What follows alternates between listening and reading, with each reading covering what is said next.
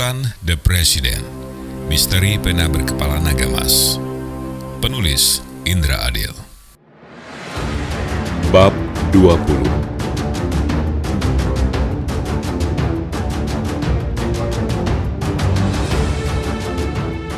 Pada pelayaran pertama itu, Laksamana Cheng Ho melayari sungai Yangtze menuju tempat yang sekarang dikenal sebagai Shanghai, tempat sesajen dipersembahkan kepada Dewi Pelaut. Dari tempat itu perlu waktu 8 pekan untuk sampai ke pelabuhan Taiping dekat Amoy di Fujian, salah satu pelabuhan dagang terbesar Cina.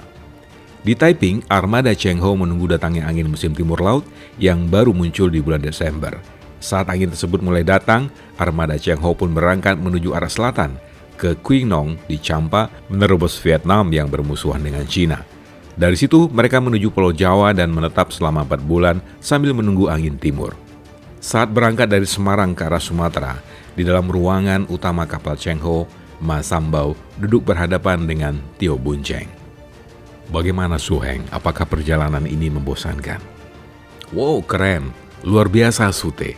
Terus terang saja, saya sangat terhibur. Mengingat kehancuran Butong Pai yang sangat mengenaskan, mestinya saya sudah bunuh diri. Tapi perjalanan istimewa ini yang tak mungkin lagi ada duanya bagiku.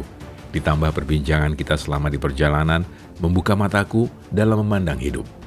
Tio Bun Cheng teringat pada kakeknya Tio Cui San, dari neneknya In So So, yang bunuh diri karena tidak mau memberitahu keberadaan ayah angkat mereka, Shi Sun, yang dituduh sebagai pembunuh tetua-tetua perguruan persilatan dan menyimpan golok membunuh naga yang menjadi perebutan tokoh-tokoh dunia Kangou saat itu.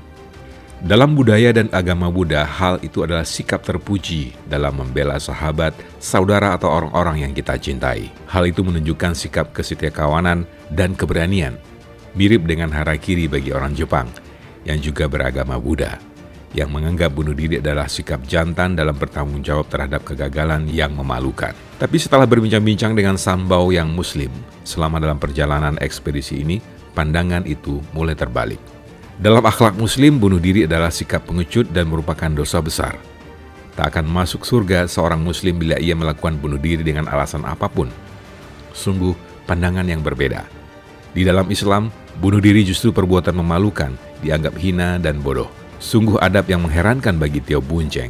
Ia yang berpikir kegagalannya mempertahankan tegaknya Butong Pai justru adalah suatu aib yang memalukan. Apalagi ayah dan ibunya terbunuh dalam mempertahankan marwah Butong. Bagaimana ia bisa tetap hidup sementara ribuan anggota Butong Pai berkalang tanah mempertahankan tegaknya perguruan yang mereka cintai dan banggakan. Sementara itu ia menyelamatkan diri sampai ke tempat yang sangat jauh dari kampung halamannya. Sungguh memalukan dan pengecut. Itu adab yang terpatri di dalam benaknya. Itulah akal sehatnya. Tetapi Islam memberinya sudut pandang baru. Bunuh diri justru sikap pengecut, takut hidup, lari ke tempat super jauh bahkan tanpa harapan kembali. Sungguh kepengecutan luar biasa, lari dan menghindar dari tanggung jawab. Hal itu saja sudah merupakan dosa besar. Apalagi adab utamanya yang membuat bunuh diri sebagai dosa super besar dan tidak terampunkan. Bunuh diri sama dengan menganggap Tuhan Allah itu tidak ada. Allah itu akan membiarkan kebiadaban merajalela. Allah itu pembela kejahatan dan lain sebagainya yang buruk-buruk. Jadi, pelaku bunuh diri mengabaikan keberadaan Tuhan Allah orang Islam. Wow, logika yang keren.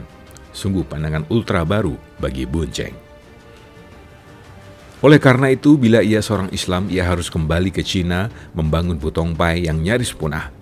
Ia sebagai orang nomor 1 di Butong Pai masih diberi kesempatan Allah, kata Mas Sanbao, untuk kembali membangun Butong Pai.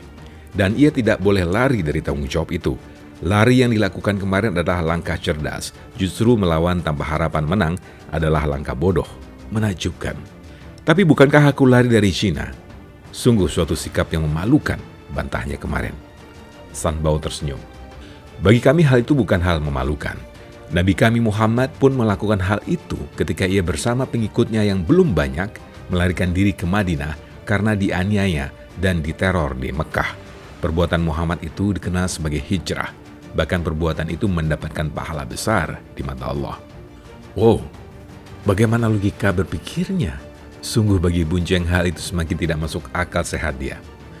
Apakah Su Heng menganggap dalam Bibu bila melakukan jurus melangkah ke belakang untuk menusuk ular di muka adalah sebagai langkah pengecut? Astaga.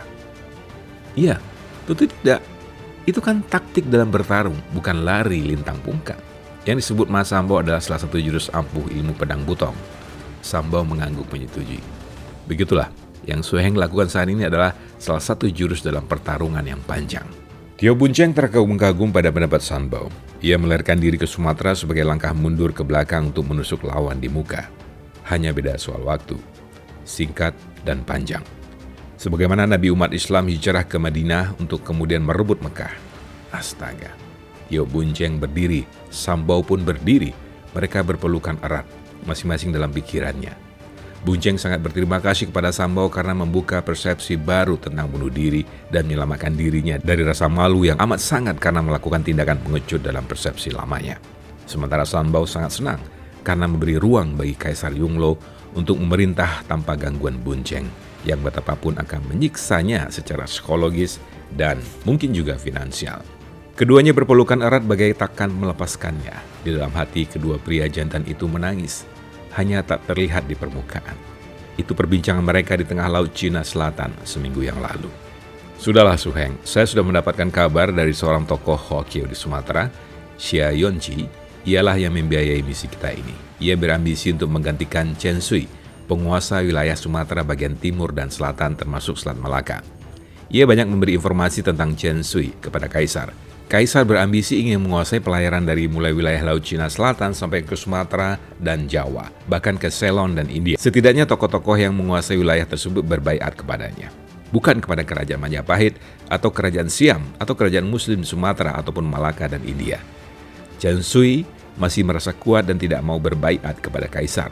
Maka Kaisar memerintahkan saya untuk membantu Xia Yuanqi merebut kekuasaan Chen Sui untuk diserahkan kepada Xia, di mana Xia berjanji akan sepenuhnya tunduk kepada Kaisar Ming dan menyetorkan upetinya setiap tahun. Dari Xia yang mempunyai banyak anggota triad dan ada saja yang beroperasi pergi dan pulang ke Cina setiap minggu, saya mendapat kabar bahwa masih cukup banyak tokoh-tokoh Butong Pai yang disembunyikan oleh saudara-saudara kita dari perguruan-perguruan silat lain, karena mereka tidak setuju dengan kebijaksanaan Kaisar menumpas Butong Pai. Trio Bun-cheng terdiam, tetapi gembira mendengar berita baik itu. Terima kasih atas berita baik ini, Sute. Saya memang tetap berniat, bila situasi telah memungkinkan, kembali ke daratan Cina membangun kembali Butong Pai yang kini porak-poranda dikhianati Kaisar. Mas Sambau mengangguk, memegang tangan Bun-cheng dan menggenggamnya erat. Ia terharu, niat sahabatnya itu. Mas Sambau betul-betul bertaruh nama baik, karir, kesetiaan, jabatan, dan bahkan nyawa ketika ia mengambil keputusan menyembunyikan Tio Bun-cheng di ruang pribadinya di kapal utama ekspedisi Bahari Ming. Ia hakul yakin takkan ada yang berani mengeladah kapalnya untuk mencari Tio Bun-cheng yang buronan Kaisar Yongle. Bahkan Kaisar pun tak akan tega mencurigai orang kepercayaannya yang sudah seperti anaknya sendiri, yang bahkan membuat anak-anak kandung Kaisar pun menjadi iri terhadap Mas Sambau. Ketika menunggu angin timur laut di pelabuhan Taiping, dibuatlah skenario seakan-akan Mas Sambau akan kedatangan sahabat dekatnya yang bermukim di Taiping yang akan ikut serta dalam ekspedisi. Di malam hari dengan ginkang yang tinggi, Tio Bun-cheng meninggalkan kapal dan kembali keesokan harinya sebagai sahabat Mas Sambau yang bertamu ke kapal dengan penampilan yang disamarkan. Selama menunggu angin musim timur laut itu, beberapa kali Tio Bun-cheng bertamu ke kapal utama menemui Mas Sambau, sampai ia menjadi akrab dengan awak-awak kapal utama yang dihuni Sambau. Ketika ekspedisi melanjutkan pelayaran saat angin musim timur laut tiba, maka jadilah Tio Bun-cheng dengan samarannya Bu Ben-chiu penumpang resmi dan istimewa di ekspedisi Bahari Ming.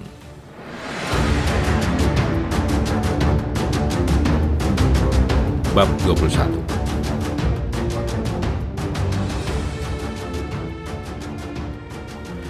Ketika pelayaran sampai di wilayah Palembang, Cheng Ho sengaja menghindari konfrontasi dengan armada Chen Sui.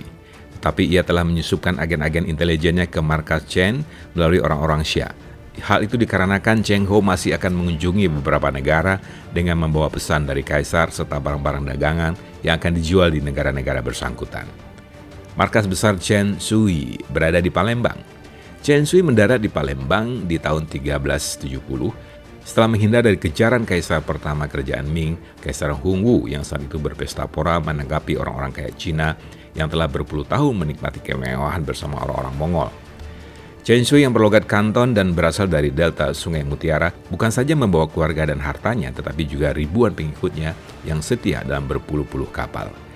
Kaisar Hongwu betul-betul mengirim kepanikan luar biasa ke pesisir selatan Cina, sehingga beribu-ribu orang kaya Cina dengan masing-masing membawa ratusan bahkan membawa ribuan orang pengikut mengungsi ke wilayah-wilayah yang jauh dari jangkauan dinasti Ming, seperti Vietnam, Malaka, Siam, Sumatera, Jawa, bahkan Ceylon. Di Palembang, Chen Shui menancapkan markasnya dari tempat di mana ia bisa mengontrol dan membajak armada-armada dagang yang melewati Selat Malaka sampai Laut Cina Selatan. Setelah singgah sebentar di Ceylon, Cheng Ho meneruskan perjalanan ke Calicut yang terletak di barat daya India. Calicut Hindu. Calicut dikenal sebagai kawasan Raja Laut Malayalam yang beragama Hindu.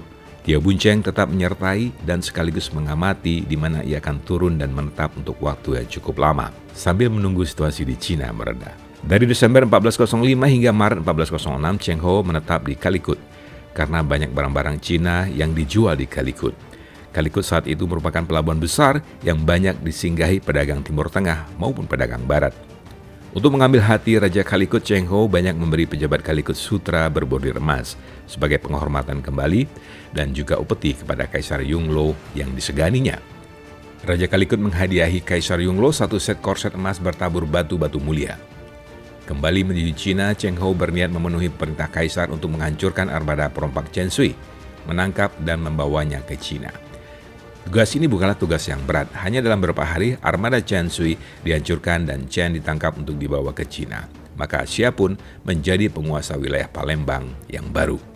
Saat itu Palembang telah banyak dihuni oleh orang-orang Cina rantau yang berdagang maupun yang lari dari kebuasan dinasti Ming dan dinasti Yuan Mongol sebelumnya. Bulan September 1406, Tio Boon Cheng menetapkan pilihannya untuk tinggal selama situasi Cina masih tidak kondusif baginya. Ma Sambau berlinang air mata ketika berpisah dengan Tio Boon Cheng yang sangat disayanginya. Insya Allah kelak kita akan dipertemukan kembali oleh Allah dan Su Heng masih sehat guna kembali ke Cina untuk membangkitkan Butong Pai menjadi perguruan yang disegani lagi. Selamat berpisah Su Heng. Selamat berpisah Su Te Sanbao. Aku bersumpah akan kembali ke Cina membangun Butong Pai dari reruntuhannya dan berdoa kepada Tian agar keturunanku yang mampu berperan dalam mendirikan suatu kerajaan yang adil makmur untuk kesejahteraan rakyatnya, bukan untuk keserakahan rajanya. Terasa oleh Sambao ketegasan, kesungguhan, dan kepedihan dalam sumpah Tio Boon Cheng. Bahkan terasa nuansa dendam. Dendam terhadap kehidupan yang keras dan keprihatinannya yang dalam terhadap nasib rakyat. Nasib rakyat yang buruk. Hal yang tidak biasa dirasakan oleh Mas Sambao dalam kehidupannya yang selalu dipenuhi kemewahan.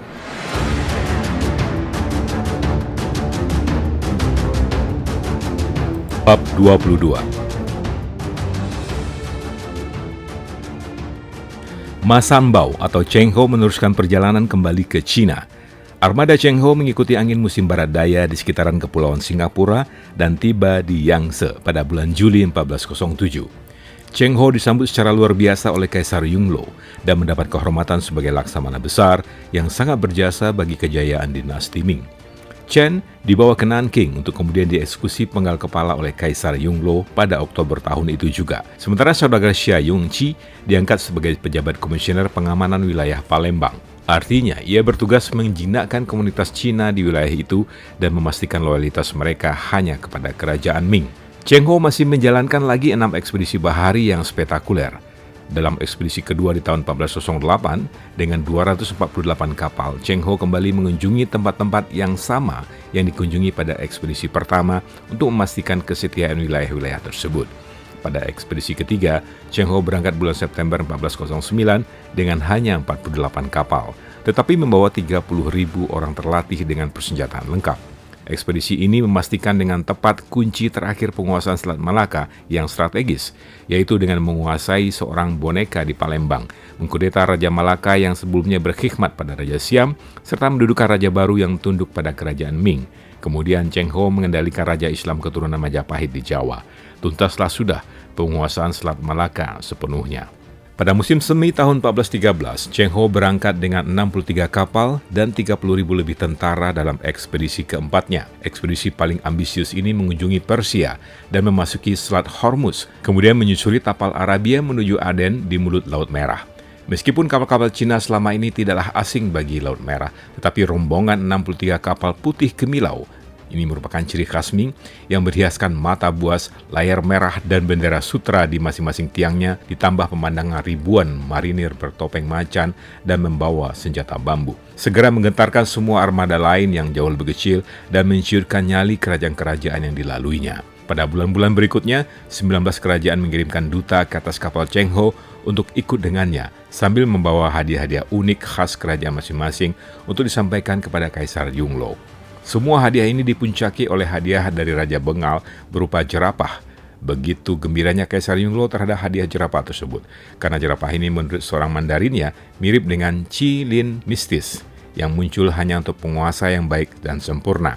Para kaisar memang memerlukan kehadiran tahayul dan lidah-lidah manis seperti itu. Pada tahun 1417, setelah 2 tahun dijamu di Nanking dan kemudian bertandang ke kota-kota lain di sepanjang sungai Yangtze, para duta asing itu disambut kaisar lagi untuk dihantarkan kembali ke kerajaan masing-masing dengan pengawalan ketat menggunakan armada putihnya yang lain.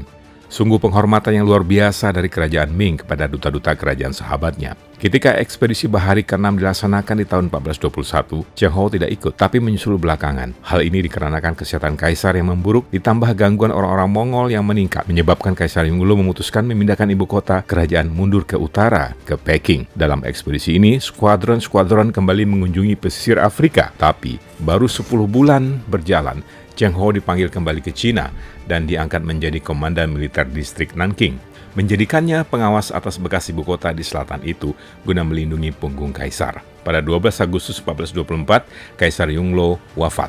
Kebijakannya mendukung banyak ekspedisi laut ini dikecam oleh para Mandarin, dan Cheng Ho sempat dikepung dan dikucilkan. Kaum Mandarin yang selama ini iri pada kekuasaan Kasim di istana mencoba menghilangkan catatan-catatan penting dan penghargaan-penghargaan yang didapat oleh ekspedisi. Akan tetapi, kaisar yang baru yang ingin mempertahankan persahabatan dengan kerajaan-kerajaan mancanegara yang telah dibina selama pemerintahan Kaisar Yongle tetap memberi kesempatan kepada Cheng Ho untuk menuntaskan ekspedisi bahari yang ke-7. Cheng Ho kembali mengunjungi Teluk Persia, Laut Merah, Semenanjung Arabia, dan Afrika. Betapapun ekspedisi Akbar Bahari Cheng Ho yang pernah dilakukan dinasti Ming di bawah kepemerintahan Kaisar Yongle menghasilkan banyak hal. Pertama, ekspedisi ini adalah ekspedisi dengan jumlah kapal dan tentara terbanyak dan terbesar sepanjang masa. Kedua, totalnya menjelajahi jarak terpanjang yang pernah dilayari oleh suatu ekspedisi bahari di dunia. Ketiga, merupakan ekspedisi terbanyak di dunia, 7 kali, yang pernah dilakukan oleh suatu proyek petualangan bahari dipimpin oleh laksamana yang sama. Keempat, menciptakan satu set peta dunia 24 lembar yang saat itu akurasinya sangat menakjubkan. Kelima, membuat ledakan baru minat orang-orang Cina berniaga ke mancanegara, sehingga menciptakan juga Hokyu baru hampir di seluruh negeri di dunia. Di ujung seberang Samudra Hindia, para pendongeng Arab dan Persia berkisah dalam dongeng 1001 Malam tentang 7 pelayaran seorang Muslim keturunan Eurasia bernama Sambau. Itulah kisah legenda Sinbad. Bab 23. Begitulah kisah moyang saya yang masuk ke negeri ini, Tuan Sultan. Johannes Tiro mengakhiri kisah tentang seruling putih yang baru saja dimainkannya dengan indah. Apakah saya menurut Tuan termasuk kaum pribumi? Sultan yang baru saja takjub mendengarkan seluruh kisah itu tergagap memberikan reaksi atas pertanyaan Johannes Tiro.